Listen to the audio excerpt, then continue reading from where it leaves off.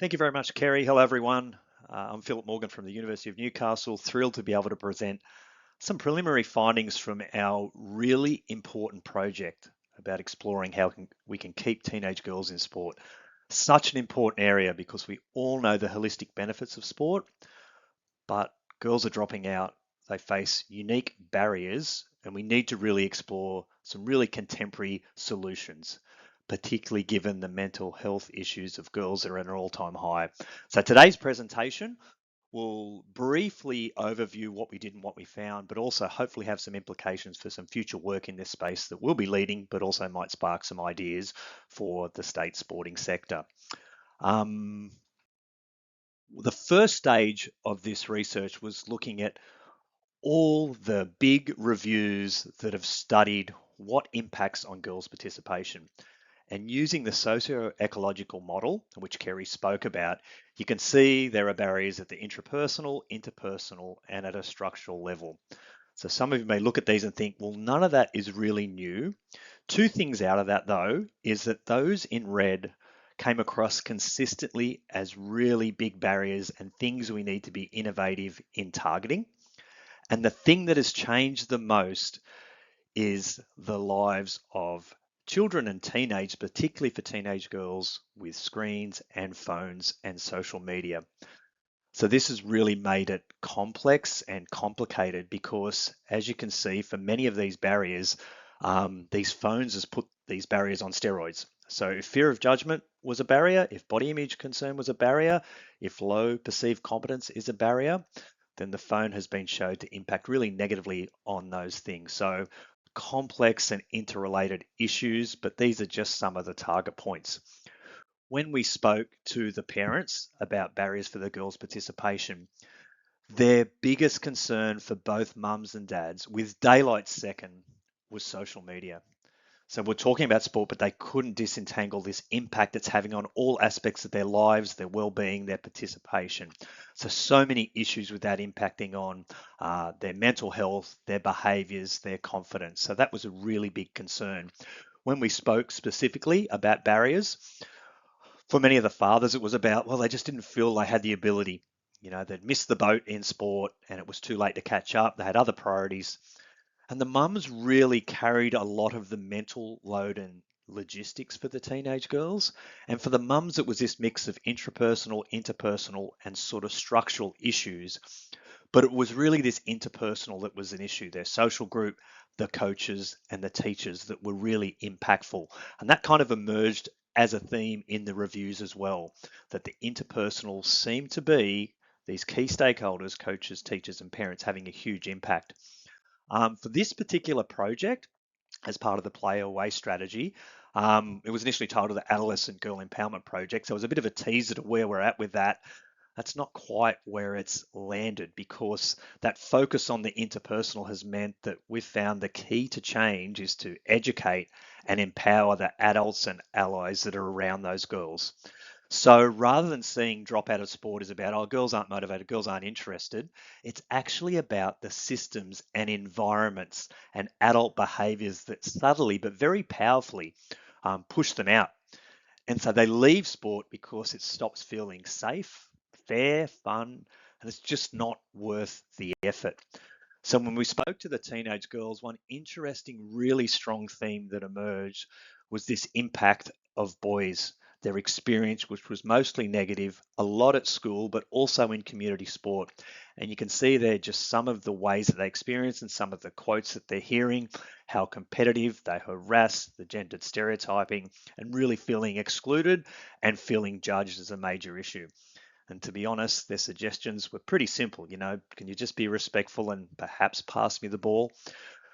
In terms of the girls' advice for coaches, so we explored all the barriers and issues and experiences, but again, our goal was to amplify the voice of girls here. So we are honouring this in this project with the University of Newcastle, where we're keen to develop education modules for coaches. And they've really identified there, I mean, they're really asking for things that aren't that extraordinary. You know, just can they have environments? Can we create environments that are safe, fair, and enjoyable? And you can see there just some of the ways about how feedback is provided, about empathy. It's not just about winning and making it enjoyable and engaging. And it kind of made me think of my own experiences.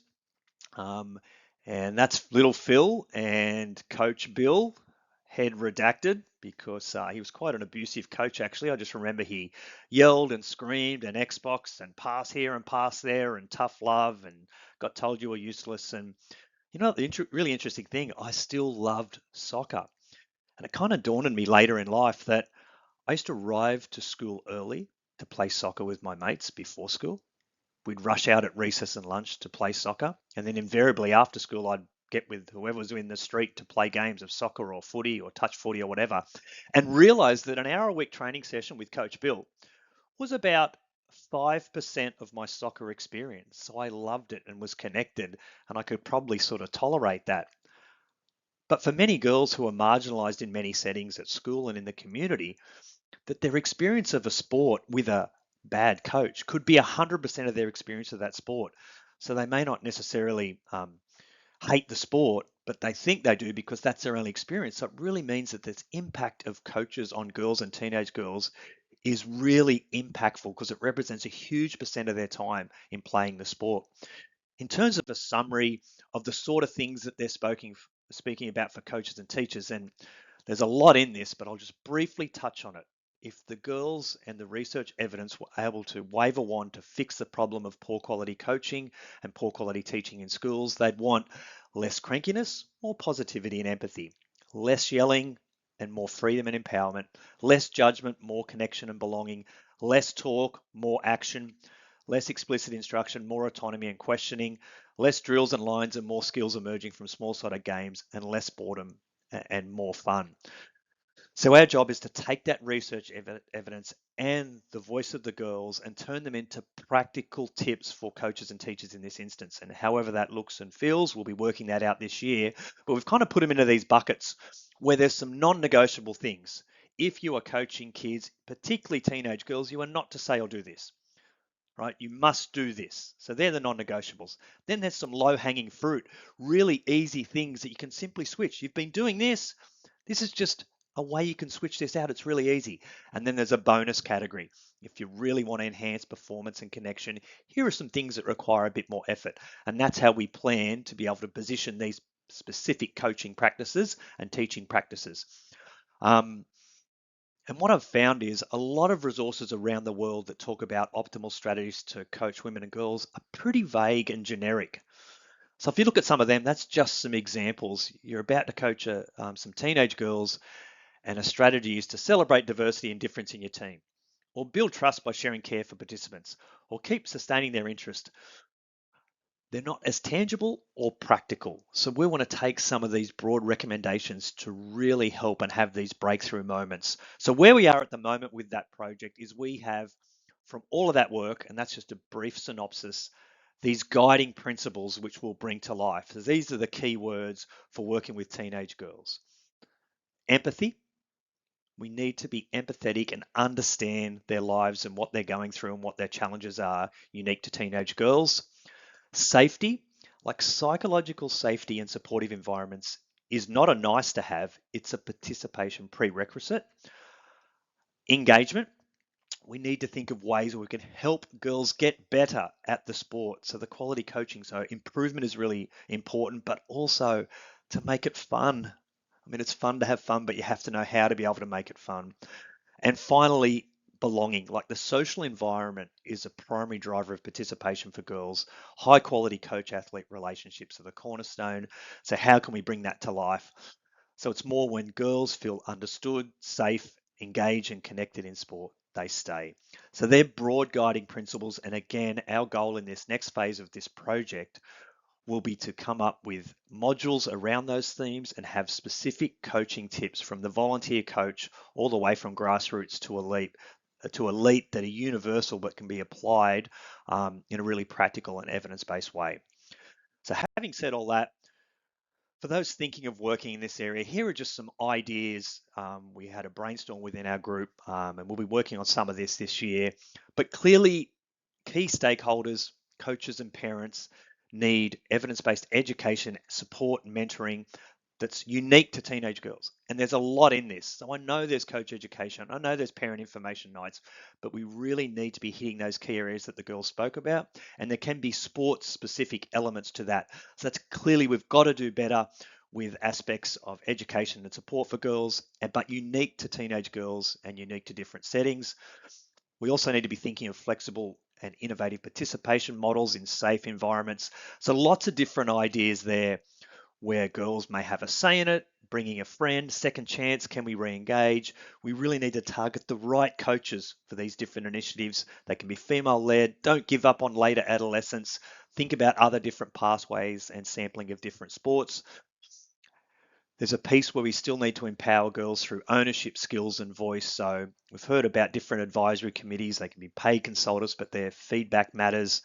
Promoting and accessing female role models, and how can we accelerate their sports skills? So just involving them in a program, but they need help because they've been marginalized. So we need to ensure these programs actually help them to get better, not just physically, but also mentally. There are focus areas where they speak about practical barriers, and you can see some examples there that we can bring to life around uniform and costs and equal access. And finally, there's a really important need to ensure we have a culture change in relation to gender equity training, so we understand how we empower girls and make things equitable, and also to ensure we implement robust safeguarding practices. So they've spoken about the harassment from boys. They've spoken about being abused by coaches in subtle emotional abuse and really powerful and profound impact on them. So we need to do better in those spaces. So my email details are on the front of these slides, which we'll share. I'm happy for people to reach out if they wanted to learn more about some of these aspects. And we really look forward to working with the sector to be able to bring some of those ideas from the girls to life to benefit parents, coaches, and teachers. Thank you for your time.